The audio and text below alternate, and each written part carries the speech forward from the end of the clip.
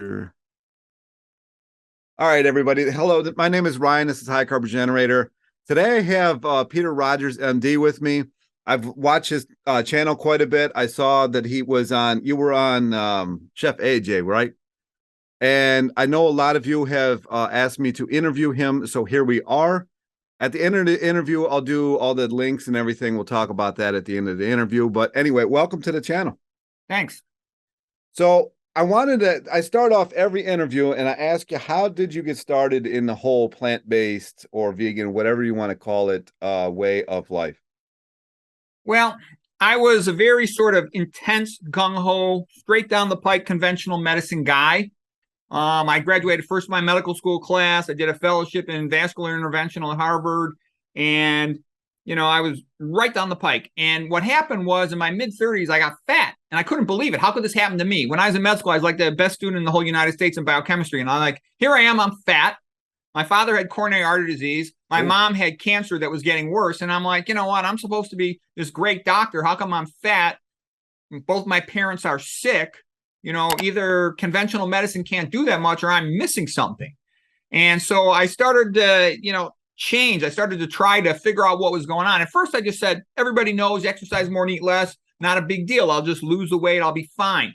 But I couldn't do it after 3 years. I lose some, gain it back. And my family was mocking me, you're fat, you're going to be diabetic, you're going to be impotent, and my wife's like, oh, my life will be easier. And it was kind of like a big joke in the family. Yeah. And so I said, I got to figure this out. So I started to just read intensely on the subject.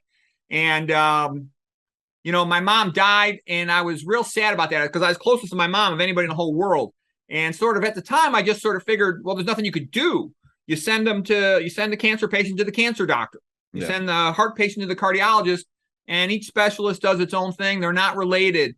But then as I read more and more, I started to see the connections between all the different diseases, and there tends to be a common underlying mechanism for most of these chronic diseases.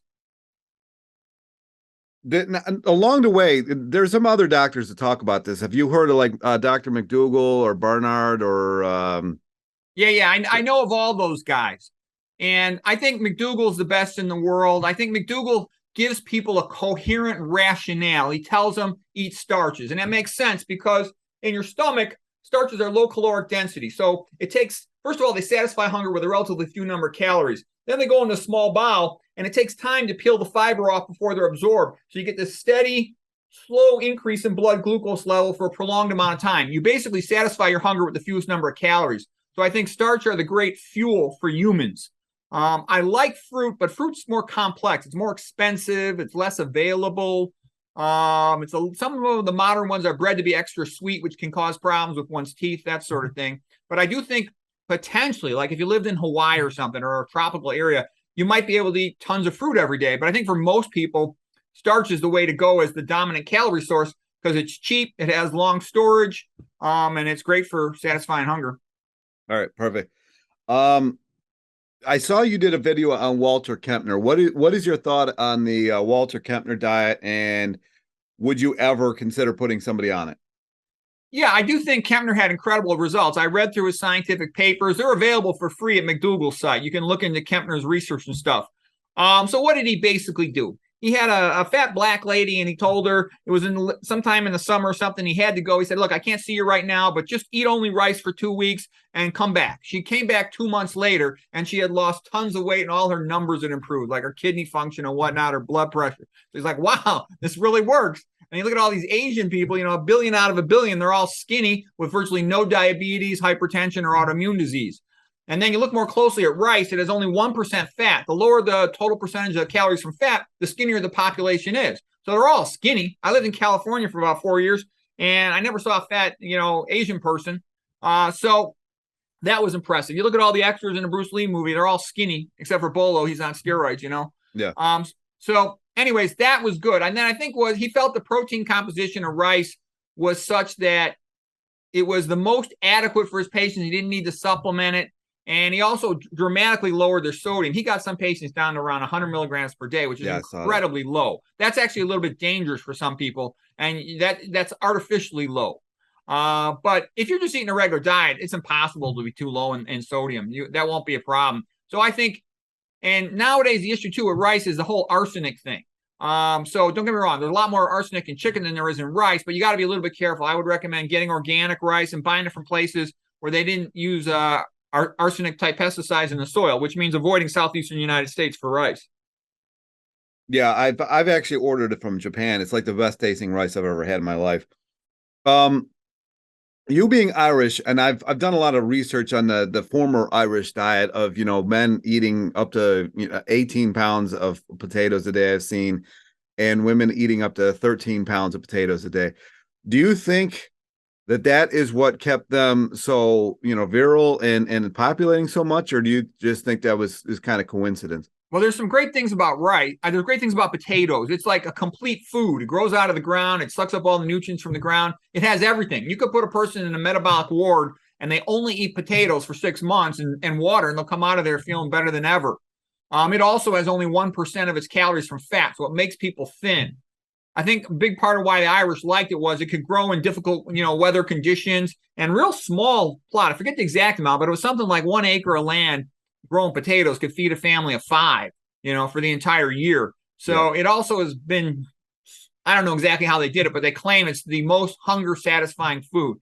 You can't just eat a potato real fast. You have to take a little time to eat them, and it just fills you up, gives you all the nutrients you want. It's relatively pleasant. You could put other things on it. I usually just eat them plain, but I eat them with the skins too. And I boil them. So it's real easy. Throw them in, make sure they boil for half hour. You can stick them with a fork. They're soft, then you can eat them. So I think they're super healthy, and I think they taste good. I like them. I eat them all the time. I eat them just about every day. Okay. And on the potato line, I don't know if you've heard of him, Hannity, I think his name was. He was a doctor in Denmark during World War II, and a bunch of other doctors that did potato studies. Every single one of them added a lot of fat to the diet, and everybody still lost weight. Now, I'm trying to figure out why that would be. Do you have any idea what might still allow people to lose weight like crazy and still have, like the Khan study, for example, had 1,900 calories a day just coming from fat, and those they still lost weight. Yeah, but I would say, I recommend minimizing dietary fat. I think anything positive you hear about fat, almost always it's not true. I spent a long time reading about fat. I think it's very, very overrated. Saturated fat in particular pretty quickly pushes you into insulin resistance and diabetes, and it decreases blood flow. It decreases the endothelial glycocalyx. It's bad. Omega-6s are bad because they predispose to lipid peroxidation.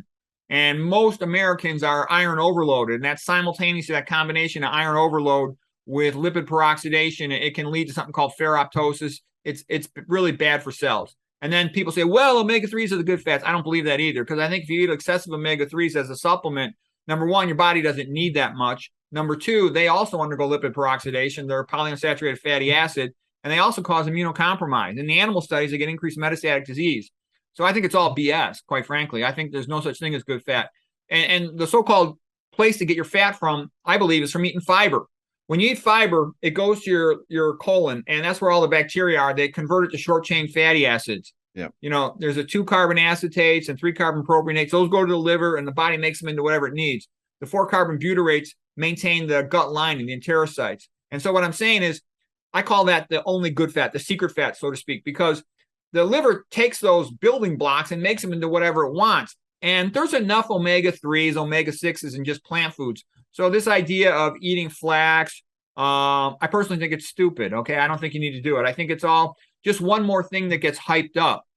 There's a lot of money. Any billion-dollar food, kind of like that old Churchill term, gets a bodyguard of lies around it. Oh, it's great for this. It's great for this. It's all BS. Yeah. You don't need to eat that. I don't think our ancestors from 1,000 years ago went around supplementing. Okay, that brings me to another thing. Now, I don't want to, I'm not bringing heat to anybody, but that Dr. Brooke Goldner is putting these people, everybody on this lettuce and flaxseed thing and wondering, she's basically recreated the keto diet, but everybody's losing weight off this thing and everybody's, singing high praises about her. What do you think about her whole? I don't want to get into a fuss with another doctor. Okay. All I can say is the other thing you have to look at is estrogens. Okay. Okay. I'm very macho and I like being a man. I'm hyper masculine. Okay. I don't want to be eating anything with estrogen in it. Soy is like thousands of times more estrogen than other foods, and flax is way more thousands of times. I don't know exact thousands of times, but I think it's like 10 times more estrogenic than soy. I mean, I think it's insane. It's like, instant IQ test. You want to sterilize yourself?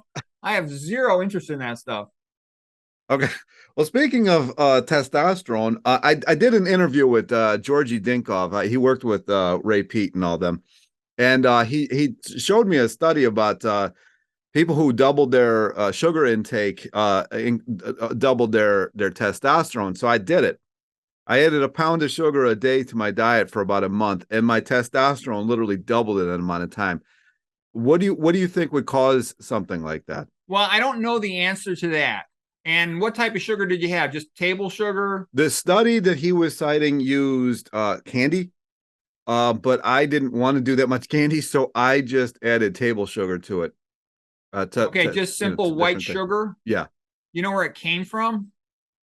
Um, Like, did it come from corn or from sugar beets? I don't know. No, it was cane sugar.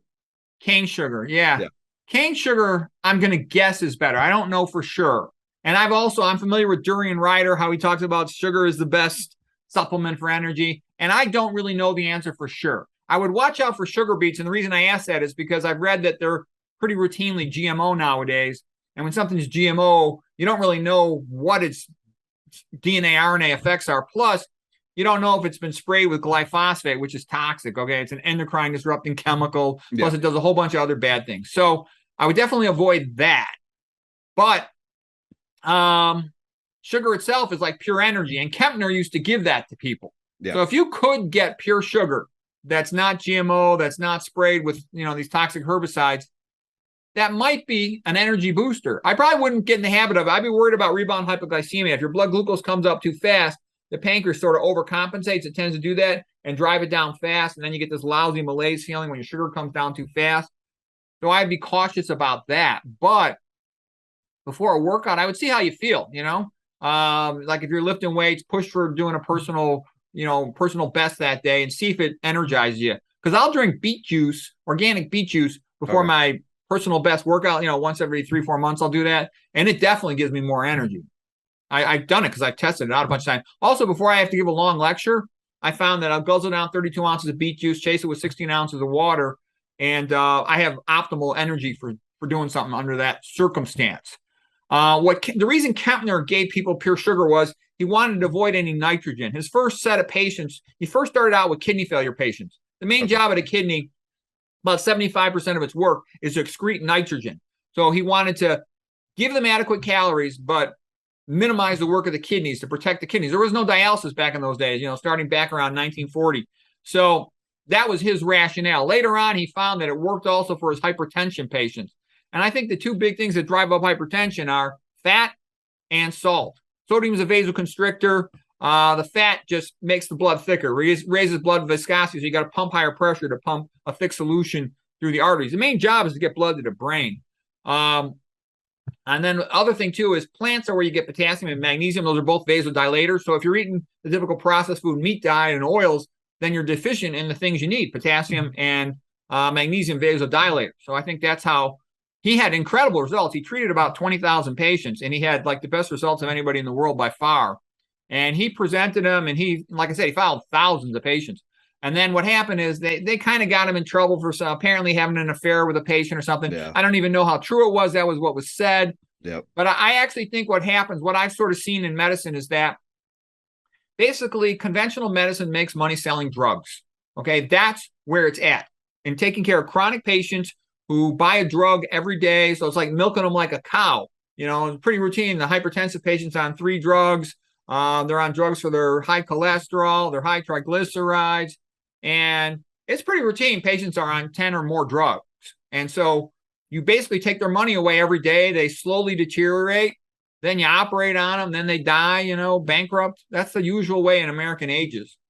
Yeah, basically. I mean, that makes a lot of sense what we're saying about the GMO, though, because the reason I had to stop doing it is my gut was killing me. And I wonder if I would have used organic cane sugar, it would have been a different result from the sugar, because it was incredible.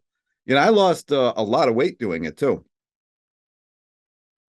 But I wonder if the GMO had something to do with that.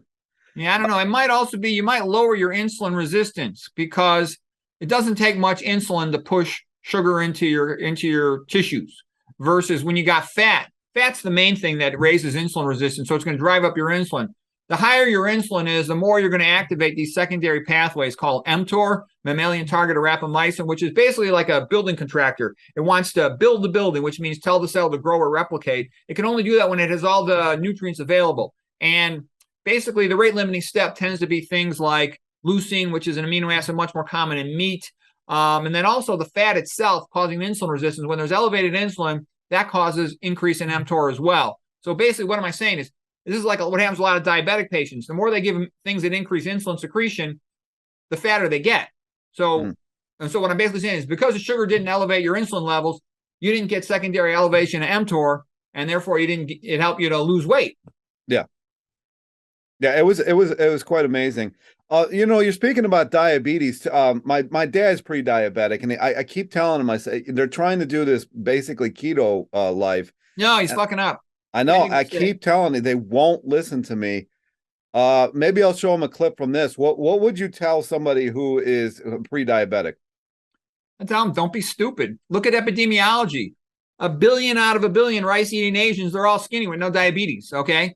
And all these diseases go together. Impotence, coronary artery disease, high blood pressure, and diabetes. They're all kind of the same thing, okay? And people who eat low-fat plants, they don't get those diseases.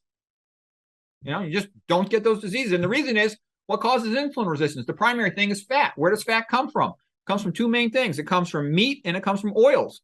So you should avoid all meat, avoid all oils. Okay, secondary, there's a couple plant foods that are fat. Not too many, things like avocados, flax, soy. I would avoid those things. But, almost everything else, you could eat it. Yeah. And what do you say is too high fat? Like what is your percent or grams a day? Like how much is too much? Well, I don't actually countermeasure anything, but the highest fat thing I would ever eat would be something like oatmeal.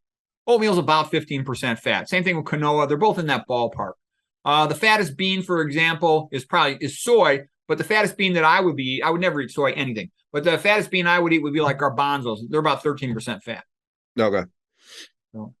All right. And I wanted to touch on supplements here.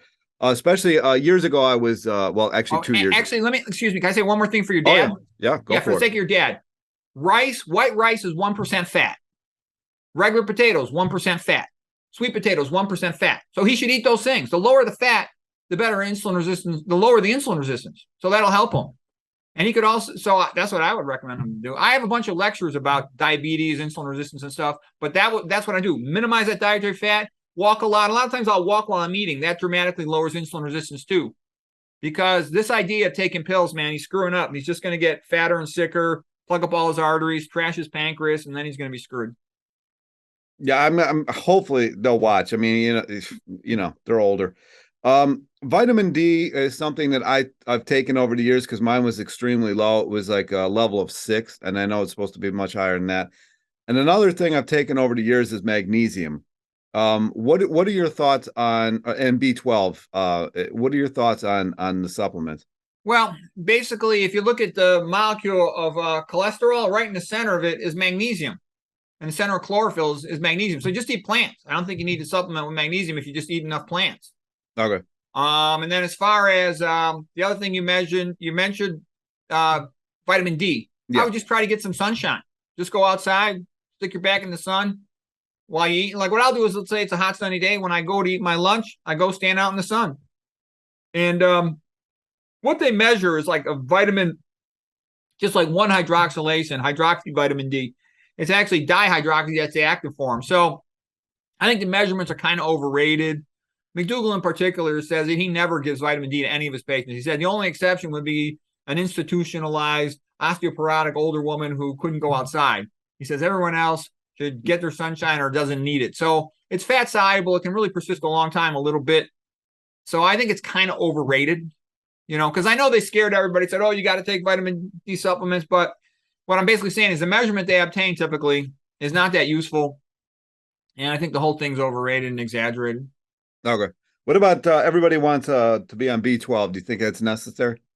Well, I've had to take it. If I don't take it, because I'm 100% vegan now, I don't know, for a ballpark of about 5 years, my B12 will drift down without it. We used to be able to get it because it was sort of comes from the dirt, from the bacteria in the dirt, but nowadays everything is sort of rinsed off. And so you don't get it from the plant foods. You'll get it from the animal because the animal has some if you eat an animal food, but I think it's best to avoid all animal foods 100%. I think it's good to look at animal foods, like an alcoholic. An alcoholic cannot drink. A former smoker cannot smoke ever. I think people get dramatic improvements in their health when they go like that. I actually think the way to think is biblical. Thou shalt not eat meat. Thou shalt not eat oils. And people say, well, why are you such a stick in the mud? Why are you so obsessive compulsive? You're crazy. You're autistic. I say, you know what? I want to be healthy. That's what works. Okay. I'm 59. Everything works with me. I'm happy. I'm healthy. I don't take any pills. I don't have any medical problems. Whereas I can tell you, most of the people my age, they're cognitively slow. They're overweight. They're hypertensive. They're diabetic or pre-diabetic.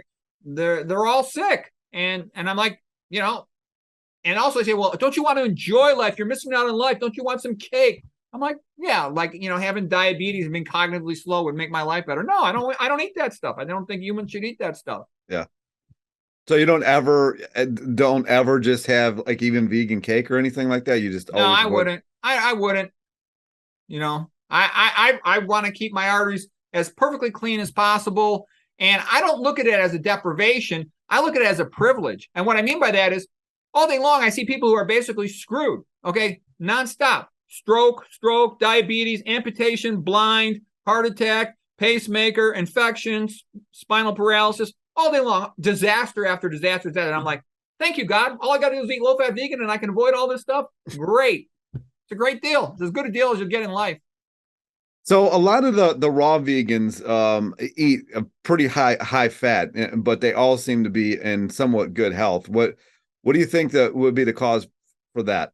Well, it might be that they're having a hard time getting enough calories, so they can add some fat stuff in there. Me personally, I don't do that. I'm not a raw vegan. I probably get about 40% of my calories from, fruits, another 5% from vegetables, and then the rest from starch. So if somebody's only eating raw foods, in order to get enough calories, they might throw in a couple higher fat ones. Me personally, I don't do that, and it'd be hard to eat that much fruit. Like I said, fruit, unless you get it frozen, it doesn't store that long. It takes some effort to get it. Yeah. I mean, I was actually, how I got started, I was 405 pounds. And I went raw vegan, but I was eating probably about 120 pounds of bananas a week. And I still go through about 40 to 50 pounds of bananas a week. But but at one point I was losing weight so fast that I actually started adding fat in to try and slow it down because it was kind of freaking me out. But I some of the raw vegans that I see, I mean, their entire everything they eat is fat. And I'm just like, I don't think that's going to end up well. Yeah, I don't think that's a good idea. Our body, has limited capacity to process fat. Where I don't think, I spent a long time studying, the biochemistry of fat, and it's like, it just causes problems in the human body. So, sometimes people can get away with more stuff when they're young. The body has more capacity to repair itself. The older you get, the more fragile you get. So, one metaphor I would give is like owning your body's like a car that you have to maintain the rest of your life. So you've been given a Porsche, okay? And then, it makes sense. You want to put premium gas in it. To put the wrong food in there, it's just stupid. It's like, why put regular gas in your Porsche? No, you take care of it. Yeah. All right. Another thing that I wanted to talk about is I've seen you mention this several times is water. I get a lot of people asking me about distilled water, and I'm not a huge fan. I'd rather reverse osmosis. But what is your thoughts on distilled water, reverse osmosis, filtered? Yeah, if you take water, there's this thing called a TDS meter. Okay, let me see if I put it close to me. So here's a pen. And you put that into the water. It's total dissolved solids. So number of particles per square centimeter. If you have tap water, it's about 500. Your blood osmolality is about 300. Not exactly the same thing, but for our purposes, close enough. Whereas if you use carbon filter, you're probably going to be in the ballpark of around 200. And what I'm saying is when you go reverse osmosis, now you're in the ballpark of about 10 to 110. And so the more you lower the particles, the more you have the potential risk of like an osmotic effect from drinking the water. So what I'm saying is distilled water is 0 to 2. It takes out almost everything. It's the most intense type of filtration. So if I drink that, I get a headache. So what could you do? You could squeeze a lemon into the distilled water as a way to add some particles to it. That would be a reasonable thing to do. But also, I know there's a real famous place called True North in Northern California, and they have the patients drink distilled water.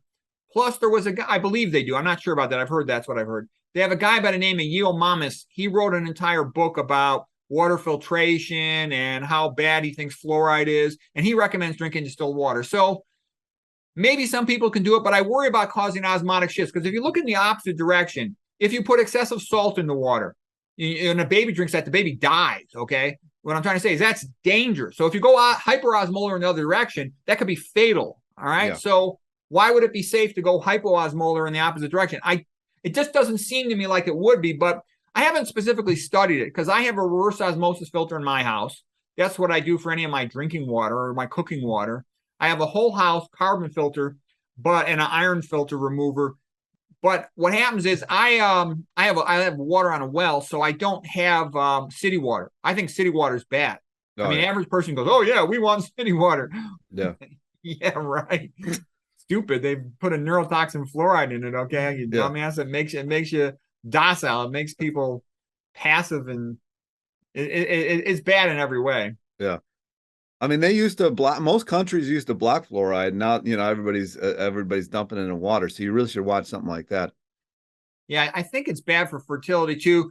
I mean, if you look at the type of food the average American eats, it's like designed to make them infertile and stupid. It is. Okay, why do I say that? Look at processed food. The cheap protein comes from soy. It's estrogenic to predispose infertility, lower sperm counts. Processed with hexane typically, some brain neurotoxin, okay? What's the other thing typically put in there? Corn is the sweetener, BT corn, another GMO food. Who knows what that's doing to your gut? Bacillus thuringiens is where it comes from. It's an insect pesticide used to tear holes in the insect's gut, its stomach. So it's probably increasing the risk of allergies, inflammatory bowel disease, irritable bowel syndrome. And then the herbicide typically used on that is atrazine. That's a mitochondrial toxin, okay? It lowers cognitive function. It's highly estrogenic. It turns male frogs into females, okay? So again, that's going to impair fertility. That's going to impair cognitive function, dropping your mitochondrial function. So you got 3 hits right there, 3 slow poisons. Oh, it gets worse. The water, they throw aluminum into city water. The reason is, even though it's a metal, it paradoxically attracts particles to it and makes the water look more clear. Mm-hmm. So even though the water is being polluted, it looks better. And so people drink that. And so now, and also that combination effect, somehow the fluoride can form complexes with aluminum and more readily cross the blood-brain barrier. That's why if you look at psychiatric medicines, tons of them have fluoride on there, like Prozac. Its real name is fluoxetine because it's got fluoride stuck on there. You look at the fluoroquinolone antibiotics used to treat CNS infections, testicle infections. That's because they can cross the testicle barrier and the blood-brain barrier with all the fluorides on there, okay?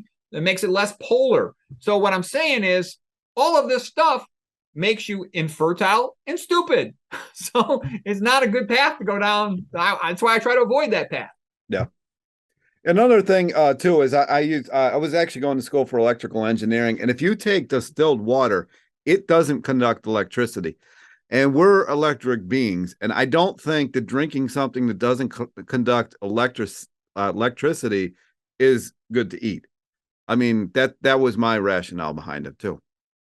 There might be some truth in that. I don't know for sure. I do know there's work being done talking about deuterium in water, which is like heavy water where there's 2 protons instead of 1 proton, in the nucleus of the hydrogen, I think. So I don't have much experience on it, and I haven't studied it in great detail, but that's sort of a hot topic right now that I'm hoping to get around to studying in the near future. Because some people are drinking so-called deuterium-depleted water. So again, I don't know about it, but that's something that's out there that's interesting. I wanted to touch back to the Asian culture, because everybody that keeps telling me how the Asians are not eating rice because it's giving them diabetes and everything like that. And I'm trying to tell them, I'm like, you really got to look at the Asians from 1980s and prior, basically. But what do you say to people about about that? Yeah, there's been a big change in the Asian diet since 1980s. They've sort of gotten more wealthy and more westernized. So they've been eating a lot more meat, more dairy, and more oil in their food. And that's why they're getting sicker.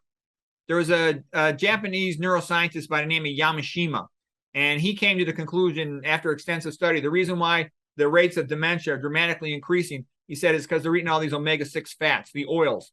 And he feels that that is causing a lot of lipid peroxidation. In addition, the same condition that makes a lot of them unable to tolerate alcohol, it's like acetaldehyde dehydrogenase enzyme in the liver. He says that same enzyme is involved in processing the omega-6 fats, and they don't process them adequately. And he says that leads to a faster rate of brain damage due to cell injury from lipid peroxidation and due to damage to their pancreas, the beta cells of their pancreas. I actually think that's also why people from India have a lot more diabetes. It's like triple the diabetes rate that you would expect. And because I know a lot of Indians, they look skinny. They'll tell you, "Oh, I'm a vegetarian," but when they say vegetarian, they usually mean like a lacto vegetarian. They have that ghee butter. They'll eat dairy products, but then they fry lots of their food. And I think that fried food is what's making them much sicker than anyone would expect. Yeah, I think so as well. Because there's actually a fairly large Indian community here, and I mean they're not that healthy most of the time. And when you go over there, I mean they fry everything. I mean it's like a class thing. Like the higher class you go, the more you fry things, and I just think it's not great. Yeah, here's what I think is funny. You just said a class thing. What's funny was there were some recent articles in like these Indian papers and stuff saying the wealthier people get, the more diabetes they get. And I think that's what it is. They're eating more and more fried food. It's sort of like, I don't know why people, fried food tastes good. Like I can remember when I was young, you eat that extra crispy Kentucky Fried Chicken or something. But what that means is it's more likely to plug up your arteries. Probably also has more trans fats in it. It's bad. Yeah. Yeah. And, I also heard that high protein is causing a lot of the dementia and Alzheimer's and cognitive disorders. What do you think on that? Well, I think the whole thing with protein is another typical confusion. Americans tend to always want the wrong thing. Like you ask an American, they think protein is the best nutrient. You got to get your protein. They think you need calcium to have strong bones. They think iron is good for you. They're all wrong. It's all bad. So basically, a good thing to look at is breast milk. Breast milk has about 5 to 6% protein. And that's the most rapid growth phase of life. And that's all the baby needs. We're never going to need that much protein the rest of our life.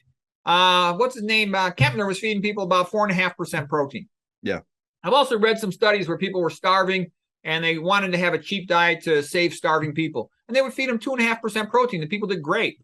You really don't need much protein. It's impossible to be too low in protein. It really is. If you look at sweet potatoes, the Papua New Guinea eats 93% of their calories from sweet potatoes. They're only about 4.5% protein. I actually think that's the best food in the world. Out of all the foods in the world, of any category, sweet potatoes, 4.5% protein, 1% fat. The rest is all carbohydrate. That's perfect. That's perfect. Other than the fact that I can't stand them. But yeah, that is perfect. There was a study done that a lot of doctors go back to where they starved mice and rats, and they found that they lived longer when they did that. But then there was another Harvard study that I put out there that found that it wasn't really the fasting and not eating as much that saved them. It was not having as much protein and fat in their diet. And that when they fed the rats and the mice in the exact same study, only they did it with high carbs, that the mice lived just as actually longer, and they didn't have any of the diseases that they thought that this fasting was going to alleviate. Right. Yeah, I know what you're talking about. I agree with you. So there was a lot of data saying caloric restriction increases longevity. Tons of data. They'll even tell you that's the best known thing to increase longevity. But what happens is when you switch from a meat processed food diet to a plant-based diet, you end up eating less calories. So you'll pretty much almost automatically get caloric restriction just by your hunger is satisfied with fewer calories when you eat starch.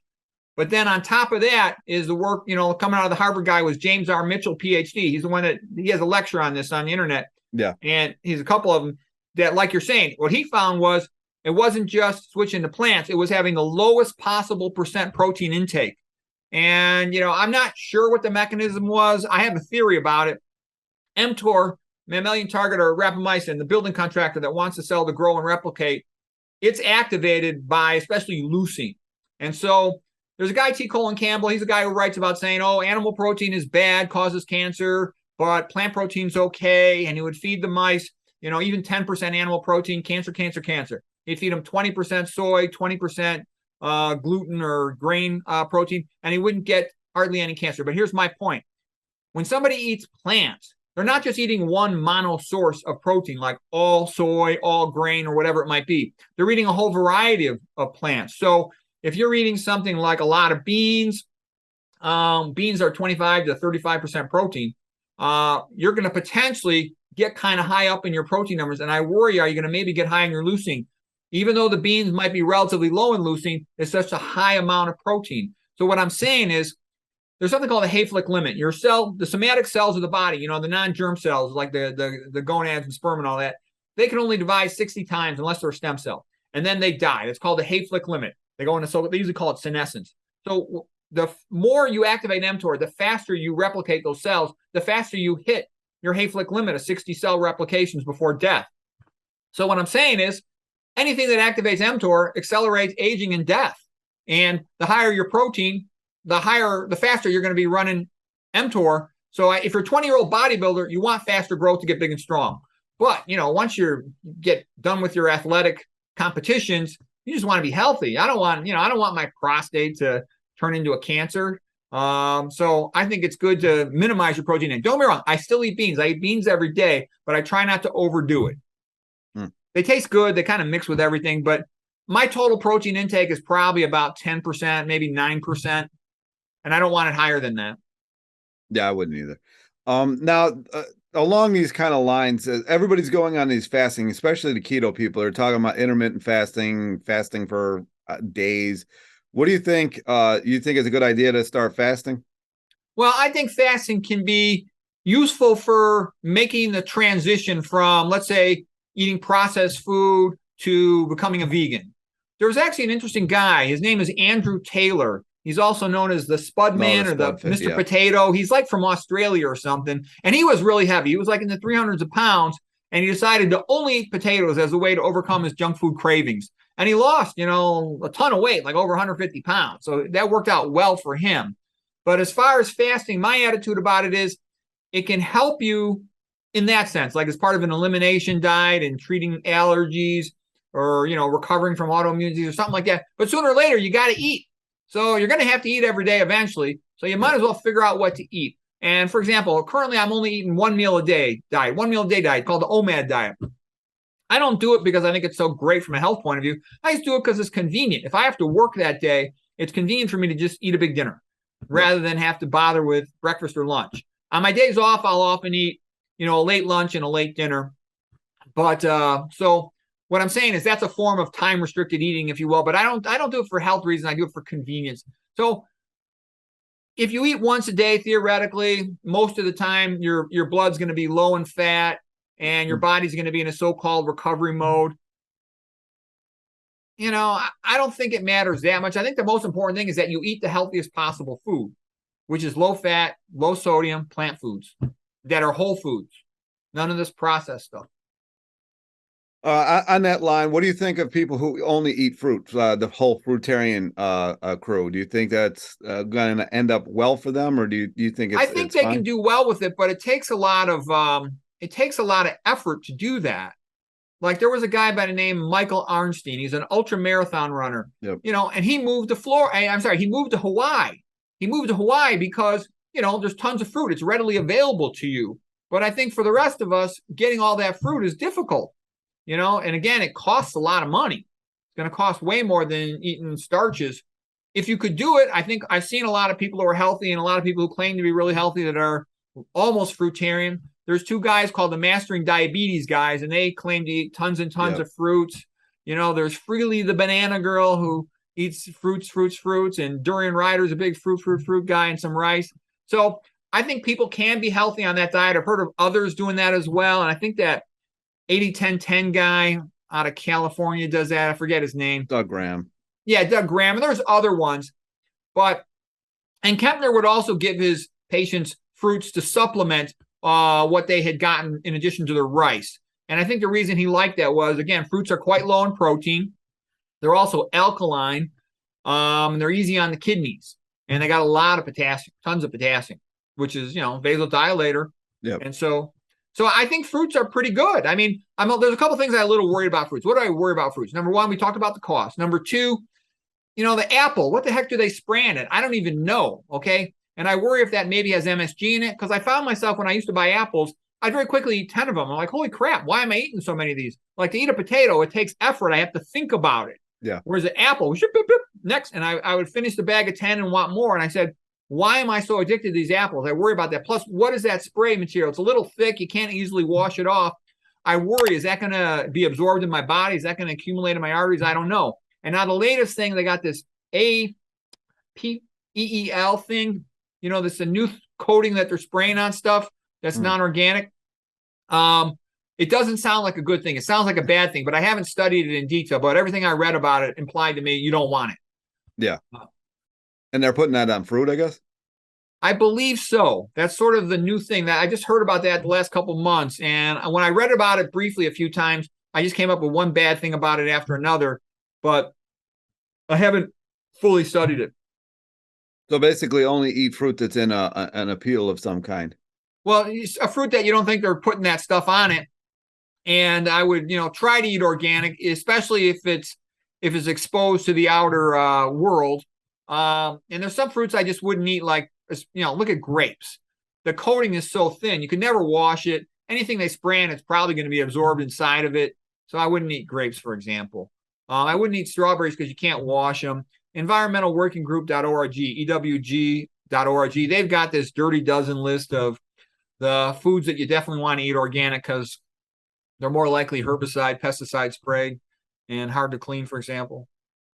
Yeah, they said if you don't have a lot of money, but you have a garden, you want pesticides, go buy the Stelly or whatever, that real famous strawberry grower, that huge farm. Go buy their conventional ones, blend them up in a blender, and spray it on your produce, because there's so many pesticides on those things that you don't even have to buy your own. I mean, so that's something that you would definitely want to stay away from. But do you think potatoes need to be bought organically? I don't know. I do buy mine organically. Just I tend to do that. But I don't know. I don't know what they spray on them. Okay. And I think that's actually about all the questions I had. Did you want to add anything to this that people might want to know? Well, I can tell you what I think is the healthiest diet. Yeah, go for it. Low fat, low sodium, 100% plant-based. Starches are the cheapest way to satisfy your hunger. Fruits are good. Throw in some greens to get the nitrates for making nitric oxide, vasodilators, plus they have a bunch of other nutrients in them. I recommend all whole foods. The only thing I'll buy that even has a label on it would probably be like oatmeal. And I'll only eat plain oatmeal with water. No alcohol, 0, not 1 drop. I don't want any MSG or anything like MSG. That's why I don't want 2 ingredients. The second ingredient, they can put MSG in there and not tell you. So I don't need anything that's got 2 ingredients in it. Oh, wow. Yeah. And I'm pretty strict about this because I want to maintain good cognitive function. So no alcohol. I don't like any of these additives. I don't put any spices or anything on my food. I don't put any salad dressing. I joke that salad dressing is for wimps or for pussies. I'm kind of kidding, but it's like you don't need it. And what happens, I believe, is when you become stoic, you become more resilient. And that's kind of what I want to do. I want to be resilient. I want to optimize my time and my ability for the things that I want to do. And I don't want to be distracted or pulled into anything else or waste my time or effort on anything else. So, like I said, no alcohol, no sweets, no caffeine. I think caffeine is bad for people. It basically mimics acute stress response. Everybody says, oh, I'm stressed out. Well, then why would you have caffeine? It increases cortisol and the catecholamines, adrenaline and noradrenaline. Those are the stress hormones. They make you sleep less well. They have a half-life, caffeine, about 6 to 8 hours. So even if you have it in the morning, some of it's on board at night. A lot of people say, oh, I'm anxious. Well, caffeine increases that. That's like with stress. It increases that. So why would you want that? And then there's a lot of other chemicals in the preservatives of these processed foods. They're all really bad. They have a tendency to inhibit mitochondrial function, either directly or indirectly. So the way to be, I think, is simple, like Adam and Eve, but keep indoor heating and plumbing. And that way that's what we're designed to do. We got flat teeth, to grind plant foods. They can jaw and go side to side. That's like a plant-eating animal, herbivore. So yeah, I think if you do what you're designed to do, everything will work better. You'll be happier. Perfect. The one thing I actually wanted to touch on, I completely forgot, is cortisol.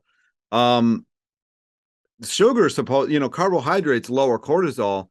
And I think people really need to look into that, because I think we're all kind of living in that fight or flight state of mind. And I think the more carbohydrates you get, the lower that's going to be. But what are your thoughts with the cortisol thing? Yeah, I haven't studied specifically what sugar does to cortisol, but I've heard something along those lines that seemed encouraging about it. I mean, we're designed, I think, to eat these primarily carbohydrate foods, but I don't specifically know that issue about stress. But I think it's good to do all these things that relax our stress. And also, I'm kind of like an old-fashioned person, because I think the old-fashioned way of living works better. I'm real simple. I believe in God. Okay. I believe in religion, and that's based on science. I think the younger generation's kind of been tricked into thinking a lot of this old stuff was bogus, but I don't think Yeah. it is. Yeah. And oh gosh, what else would I say? Simplicity works. It enables you to minimize your distractions and optimize the energy you have. Like, I only pick a few things in life you want to do and do those things, and you'll have your best chance of success. Versus, I think a lot of people are scattered all over the place. Like with a cell phone, you should not be holding that thing up to your ear. It can cause increased mercury coming off dental amalgams if you got them. Some people are writing that they think it's an excitotoxin for the brain, increasing calcium release in the neurons, which is the same thing, similar as the effect of caffeine, of MSG. And the more things you have doing that, the more likely you are to have impaired cognitive function. Cell phone in the front pocket, are you increasing your risk of breast cancer? Are you increasing your risk of heart disease? You might be. You put it in the front pocket, are you increasing your risk of microwaving your balls and lowering your testosterone production? I think so. Like, I'll see young guys lifting weights and they got their cell phone in the front pocket. I go, you know what? That's fucking stupid. And then the next thing, what does the young guy do? He takes his laptop and he sits with his laptop on his lap. They're right on top of his crotch. Well, that's also going to potentially have, Wi-Fi typically is a low power microwave transmitter. So when you have that sitting on your crotch for hours, you're impairing your testosterone and your sperm production. I think that's a secret thing that people don't know, that the incidence of infertility, it's much, much higher than is widely recognized. And all this stuff contributes to it. Yeah, it 100%. I don't think I could have said it any better. I think this interview is about all I want to do for right now, because I think we'll get a lot of questions. Would you mind coming back on here? Oh yeah, my pleasure. I'd be happy to. Yeah. Okay. Perfect. And how do people actually find you? So let's go over your links here. Okay. Well, I've got a YouTube channel. It's Peter Rogers MD.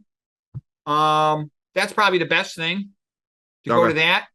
I've been on Chef AJ before. You can watch my videos over there. Yeah, I'll link that down below. And so, yeah, I do this as a hobby. I'm having a lot of fun with it. And the reason too was because, I was a very sort of incredibly motivated guy. I when I was young, I was a really good athlete. I got injured. My athletic career got ruined. It was kind of like I felt like my life was ruined, and I was very sad for a couple of years. And it's sort of like I sort of changed myself. I sort of gave up after all these injuries on ever becoming a great athlete again. And I had this hope. Well, someday I'm going to be a great doctor. And I sort of did everything a person could possibly do. I was a workaholic and a half. And I was a little frustrated. Like I said, I'm in my mid-30s. I'm overweight. Both my parents are sick. I'm like, well, what the hell happened? Where does medicine stink? Can it just not do anything? And then I started studying all this nutrition and toxicology. And I'm like, holy crap, this is where all the answers are. About 75% of disease, it's all caused by issues with nutrition and toxicology. It might be 80%. And I'm like, no one told me. No, it's not taught at all in medical school. It's a giant blank spot for doctors, completely. And I'm like, this is where all the information is and no one knows it. And so I'm like, it's fascinating. And then I realized, oh gosh, at first I thought, this is great. I could save all these people, help all these people. I'm going to make a lot of money. It's going to be great. Everybody's going to really be so happy. They're going to love me. And then what I find out is all these people are like, I would rather die than stop eating meat. Yep. Don't you just have a pill? And I'm like, are you fucking kidding me? Okay. Yeah. All day long, I see all these people. It's awful. And I see every day a whole bunch of amputations, stroke, heart attack, surgical complications, infection, disaster after disaster, all day long. That's what happens in every single hospital in the United States all day long, in every Western country. People think that, oh, everything's okay. You're going to age okay. No, it's miserable. It's bad. And bad things happen to people who eat meat and oil. It's the truth, okay? I could give a rat's ass. I don't care about animal rights, okay? I just want to keep my arteries open and be healthy. So this is what works. So I was all happy. And the more I studied, the more fascinating it was. Things start to all connect up. So I'm like, gosh, this is where all the info is. But I don't make any money from it, you know? Yeah. So I work 5 days a week as a conventional doctor, but I wish I could work in this plant sphere, but there's no money in it. So I still do it though, because it was sort of like, this is what I kind of was looking for all these years, and now I finally found it. There you are. There you are. All right, perfect. So I'll link everything down below in the description section. Thanks for joining me. I'm sure we're going to do another part of this because a lot of people have been asking me to interview you, and I didn't get a chance to ask them, to have you ask questions. So thanks for joining me. My pleasure. And that's it. Well, thank you. Talk to you next time. Oh, and subscribe, all that good stuff to everybody.